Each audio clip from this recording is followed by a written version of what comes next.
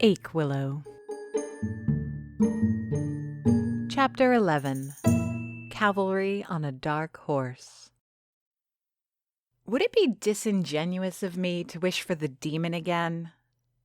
Of course, I'm not serious, but I just got my first real win since coming to this town, and I really needed that win. But then these two idiots show up to ruin everything. By two idiots, I mean the so-called Inquisition. My first reaction when Detective Wilson had told me about them was, of course, to laugh it off. The Inquisition? In this day and age? No one else seemed to take them seriously either. Then they threatened to ruin me if I so much as dabbled in witchcraft. Not the pyres and hangings of yore, but the audacity to try and intimidate me like that. Now, after seeing what I believe to be my first ghost, after I've tried my hand at a little cooking magic, they happen to show up. And I can't take them so lightly anymore. Because between demons and ghosts, Ache Willow has made a point of telling me that I'm either mad, or there is such a thing as the supernatural. "I thought we gave you fair warning, Miss Dufour," Orleans says, stepping closer to me.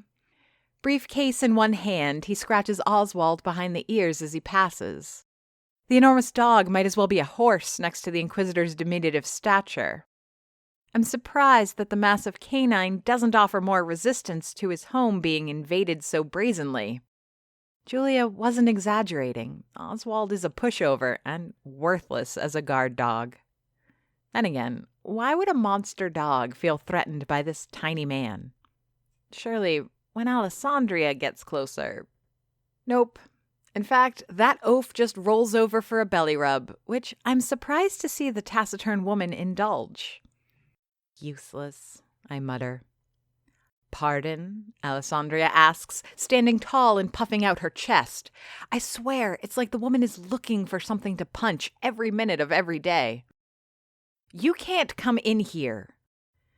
My voice booms with more anger than authority. And again, isn't that always the case when I decide to stand up to the arrogant? It's how I talk to Chef Gagnon. This is how I talk to whoever I feel is overstepping their boundaries.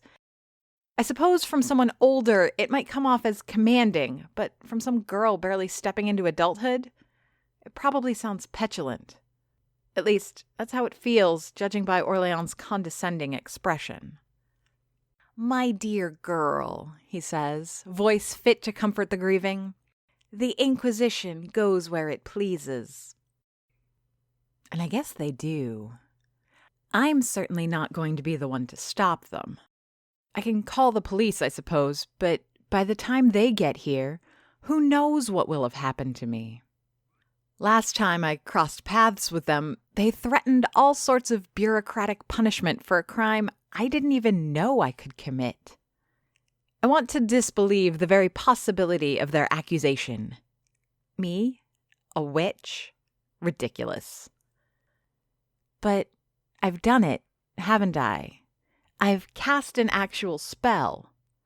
Okay, so Julia is the one who supplied the intent, the emotional connection needed to reach out to her husband, but I'm the one who took the magic from Doris's grimoire of recipes and made it real. Tradition dictates that I deny the evidence as long as possible, clinging to my skeptical beliefs. But all things considered, the truth is more terrifying and exhilarating than I could have imagined. I didn't do anything, I deny, stepping back from the Inquisitor. "Lies," Alessandria yells, her finger extended in my direction in accusation. Even Oswald jumps at her words.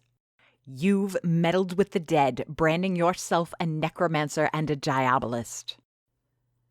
She walks towards me. They both do, and I back away from the entrance. I'm ready to trace my steps back to the widow Remington and ask for her assistance. This is her house, after all, and maybe she can order Oswald to bark or growl or do anything that could intimidate the Inquisitors away. Even if there's nothing in her power that she can do to chase these two idiots away, at least there would be two of us. Then maybe we can reason with them or stall them long enough to get the police to intervene. My thoughts drift back to Julia, her head resting on the arm of her husband's ratty old couch, his ghostly hand on her knee while he eats orange poppy seed honey cake. Magic orange poppy seed honey cake. That's right. It is magic. Julia and I poured her will into the baking of that cake, and with it conjured Gary Remington's spirit.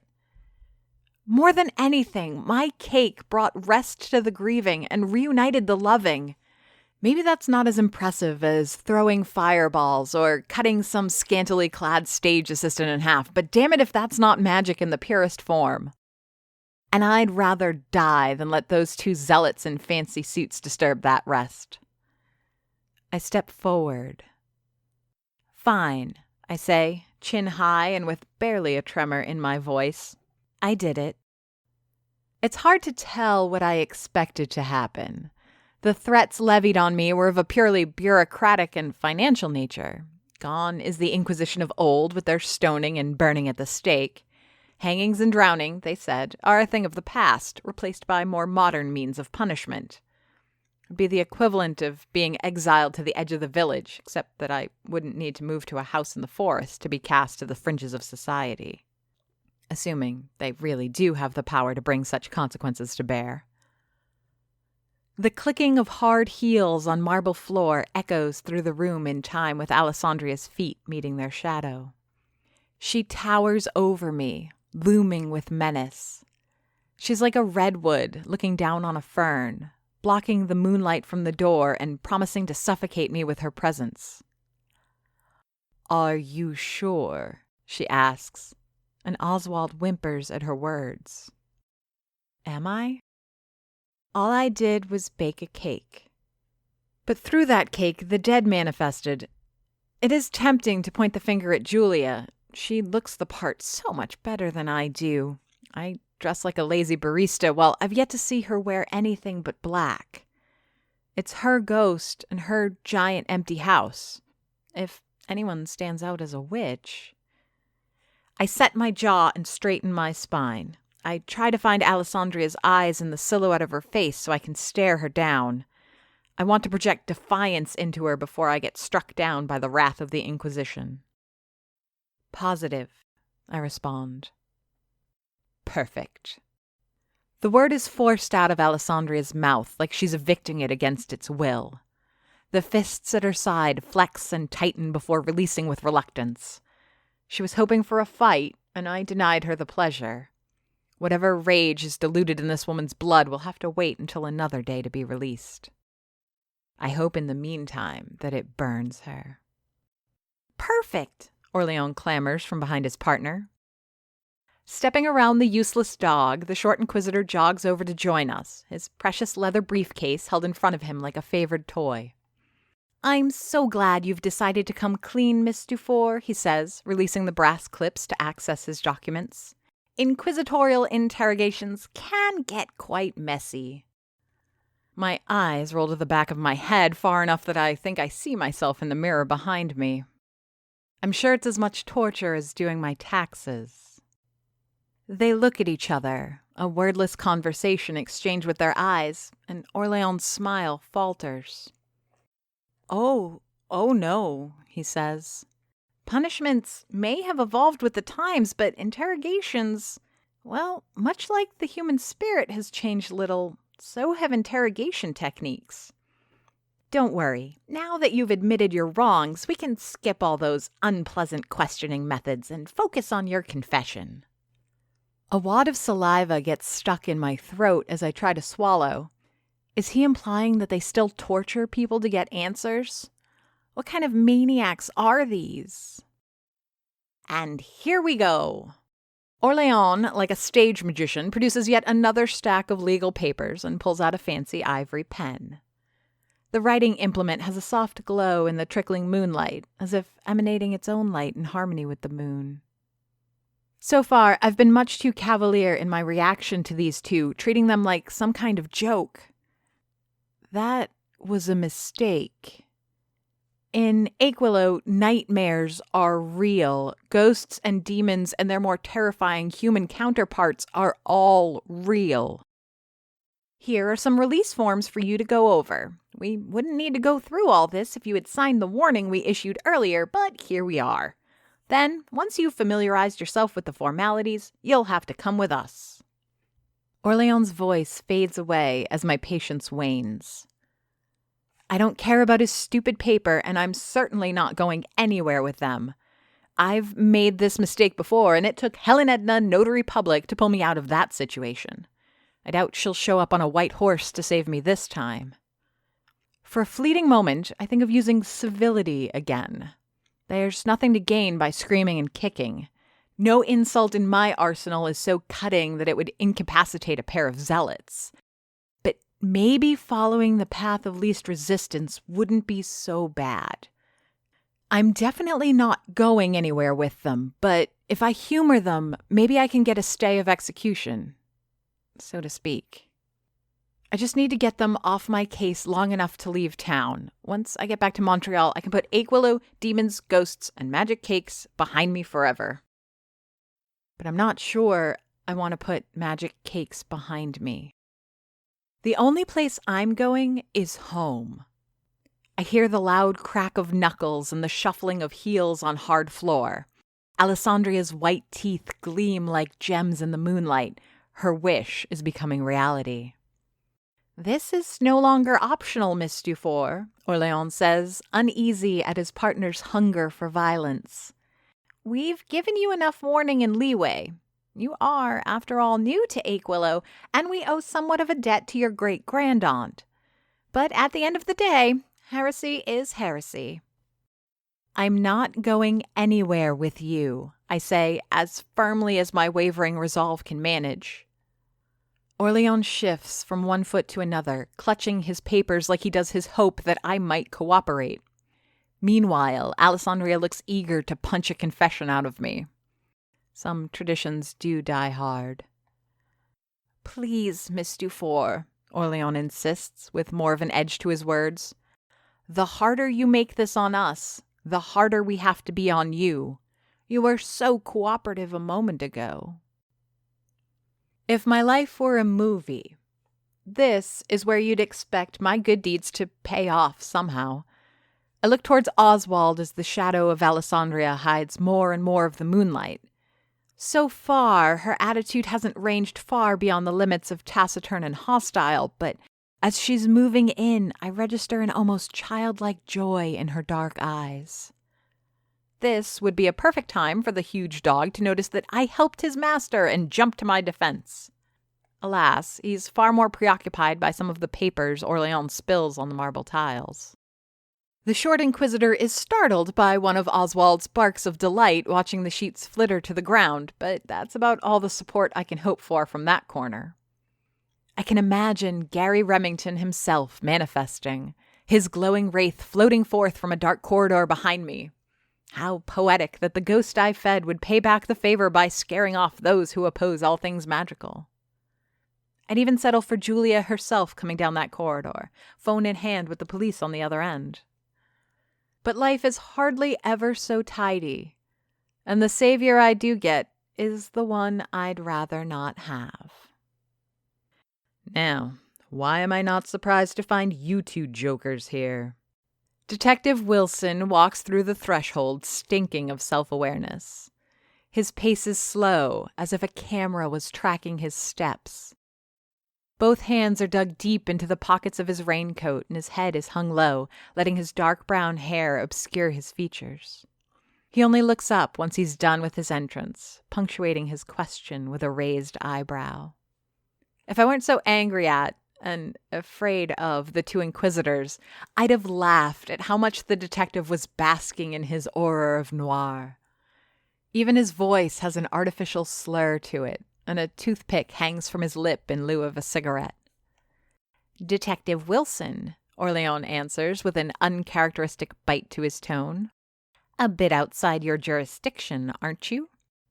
Wilson doesn't answer immediately. Still playing his character, he smiles and plucks the toothpick from his mouth. After considering it for a second, he tosses it to the granite floor.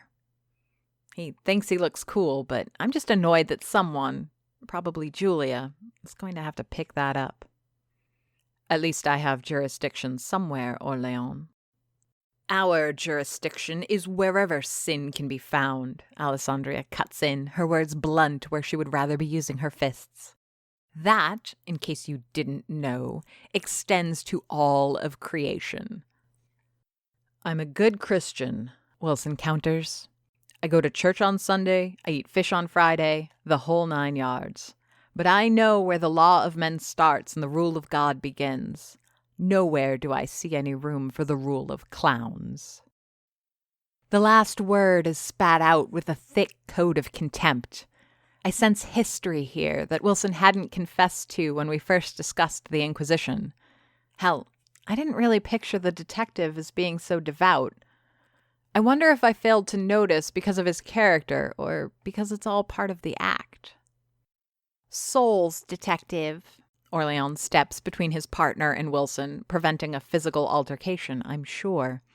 We are concerned with saving souls. That of Miss Dufour at this moment. As a fellow member of the faith, surely you share our concern. The good detective takes his hand out of his pockets and makes a show of pushing his raincoat aside, revealing his sidearm. I'm not sure what authority he has to use the weapon on this side of the border, but I don't care. I've had enough. Well, I say, stepping forward, I'm not part of your faith, and I'm not a witch or cavorting with devils or whatever it is you're worried about. So, if you don't mind, chin high and with as much spinal fortitude as I can pretend to have, I start walking towards the door. I'm loath to leave the Inquisitors, and Detective Wilson for that matter, behind in Julia's home. The poor widow deserves to be left alone, but as long as I stay, I expect so will all of them. Where do you think you're going? Powerful fingers close around my wrist as I pass by Alessandria. Her grip isn't hard enough to hurt, but it feels inescapable. A fist of concrete sculpted around my arm. I want to say away or home, but the word gets stuck in my throat like badly swallowed food. It won't go down, nor will it come back up. Instead, it sticks there, choking me. At this moment, I wish I was a real witch. I'm not sure if that's how any of this works, but casting a spell to escape or turning Alessandria into a frog or whatever sure would come in handy. Instead, I settle for an impotent pull at my wrist. The tension in the air is thick as pancake batter, and even Oswald seems to start to pick up on it. Alessandria is a human pressure cooker ready to blow, and Wilson has his hand on his gun. Both look like they're looking for an excuse to escalate this further, and I can't imagine anyone capable of disarming the situation. Perhaps, Orléans says, putting his hand over his partner's, perhaps we can come to a different solution. Our eyes meet for a moment as he pulls Alessandria's fingers off of my arm one at a time. There's a sincere apology somewhere deep inside, and I can almost believe that he indeed wants to save my soul. Orléans, Alessandria complains, more like an annoyed child than a full-grown woman. The detective is right, Aless. We are trespassing. Maybe we have overstepped our authority. Tense seconds pass by like we're all watching water, waiting for it to boil. Oswald is the first to break the silence, whimpering and licking his chops, but it's Alessandria who breaks the tension. With a grunt, she sets her shoulders and looks down at me. Orléans' hand still holds onto her fingers, as much to restrain her as to comfort her. Without further incident, both of them leave, neither bothering to look back at me or Detective Wilson. I walk over to Oswald and scratch him behind the ears. The big guy is quivering a little, either from all the excitement or out of joy for the attention. My hands wrap around my arms as I step out into the night, a cold wind greeting me on the porch. I half expect Oswald to join me there, eager for more scratches, but he stays inside his home. I hope he goes to join Julia, perhaps sitting at Gary's feet as he licks his ghostly fingers for the last crumb of my honey cake. I don't cherish the thought of walking back to the Aquilo alone in the dark. The Remington house is on the outskirts of the village, not too far from Fig's orchard. Maybe I should go knock on Olivia's door and take refuge at her place. But the Figs have been good to me, and I've already imposed on them so much.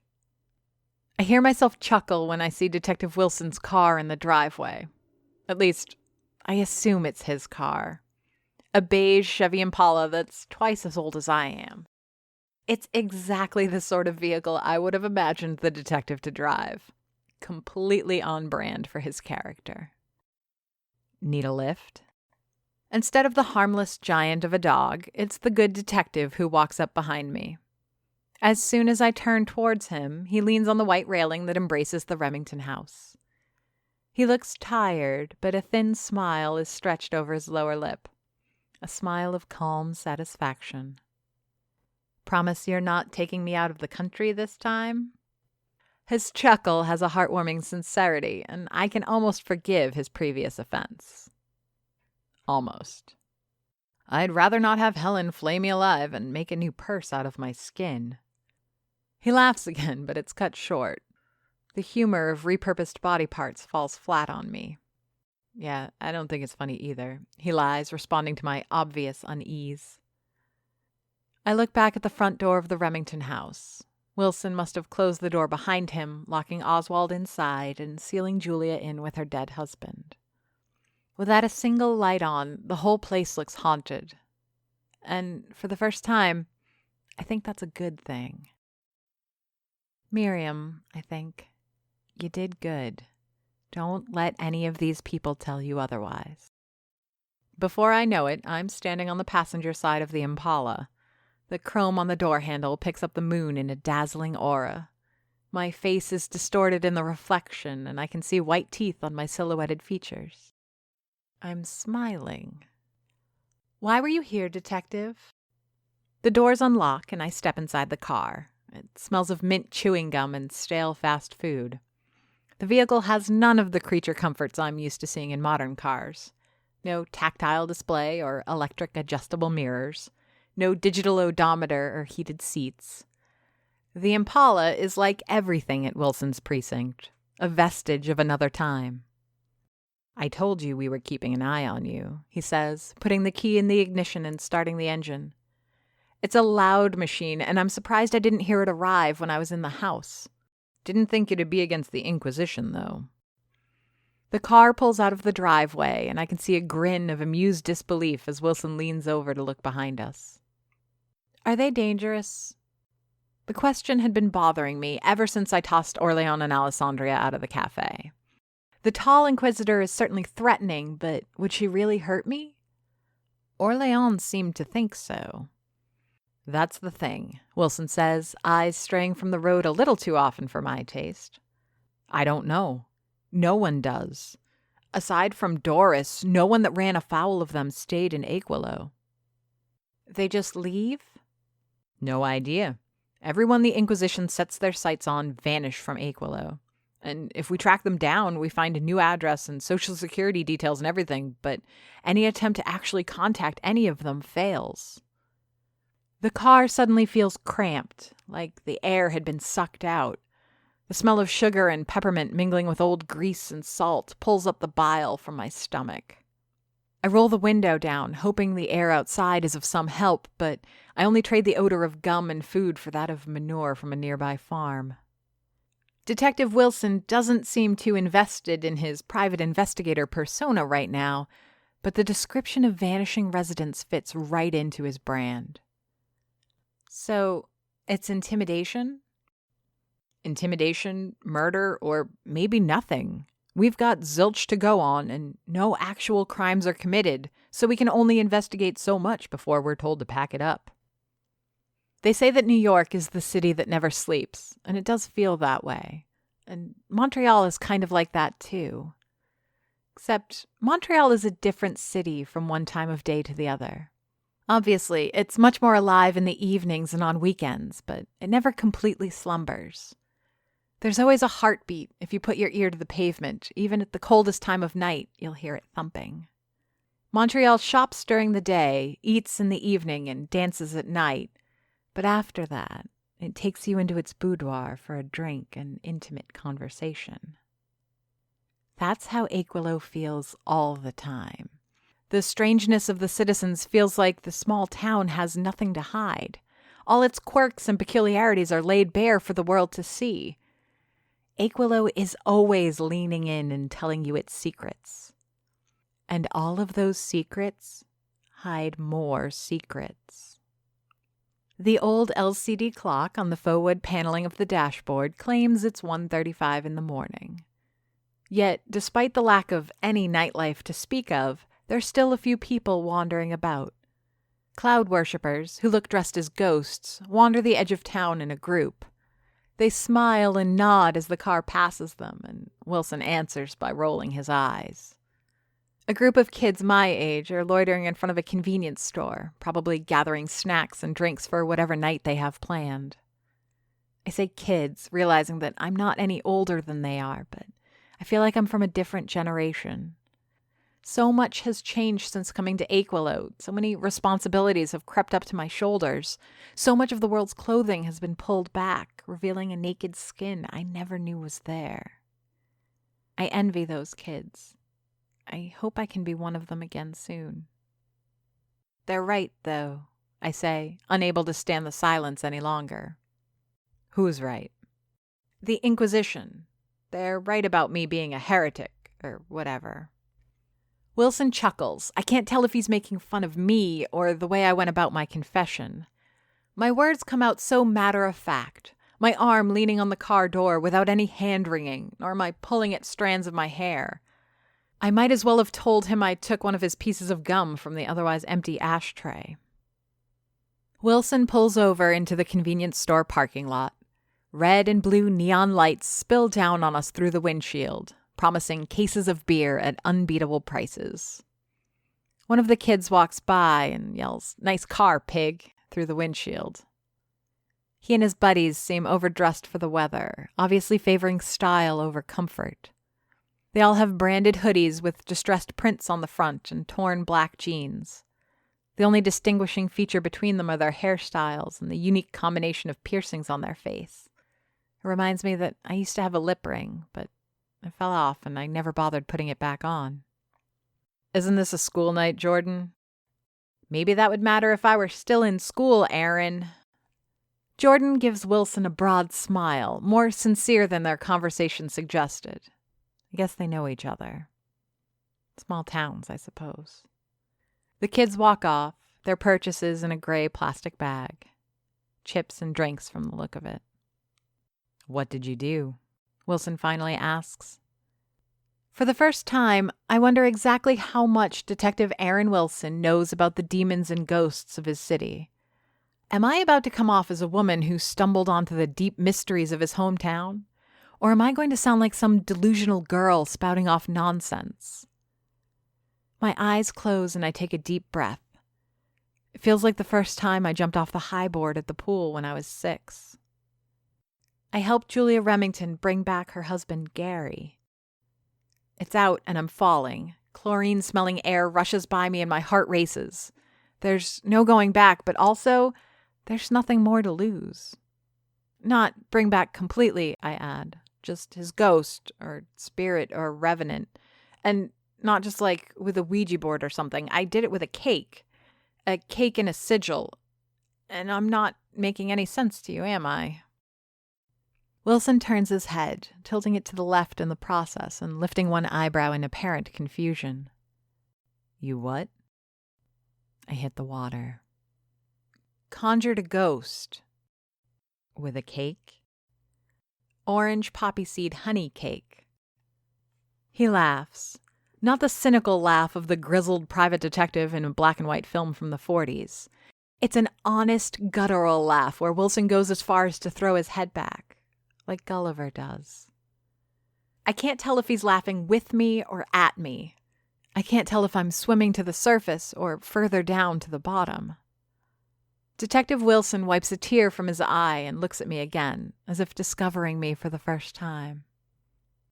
Yeah, he says. I see the resemblance now. Not the physical one, but the way you act and speak.